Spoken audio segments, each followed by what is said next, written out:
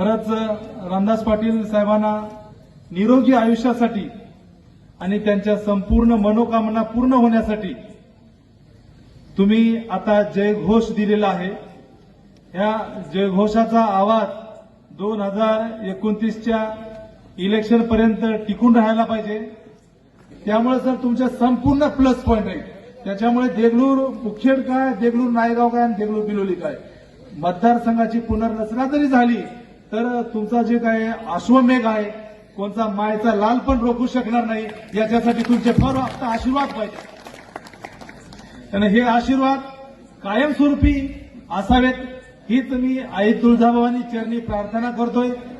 रामदास पाटील साहेबांना भरपूर plus point आहेत.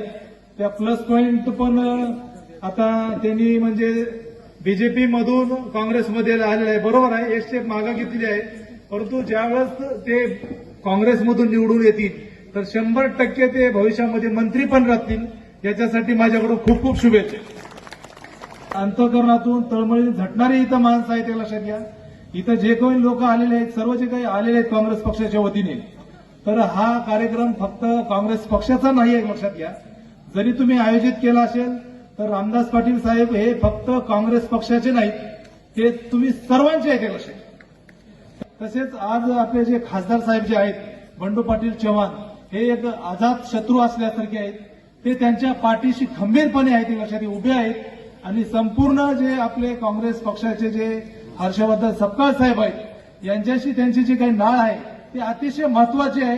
त्यामुळे भविष्यामध्ये रामदास पाटील साहेबांना कोणीही रोखू शकणार नाही.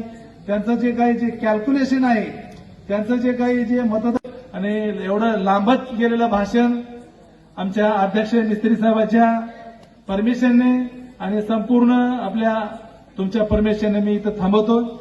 पुन्हा एकदा आपल्याला उद्घोषणा करायची आहे. मी फक्त रामदास पाटील जय हो म्हणतो, आपण फक्त जय हो म्हणायचं आहे. रामदास पाटील जय हो, जय हो, जय हिंद, जय महाराष्ट्र, जय संविधान.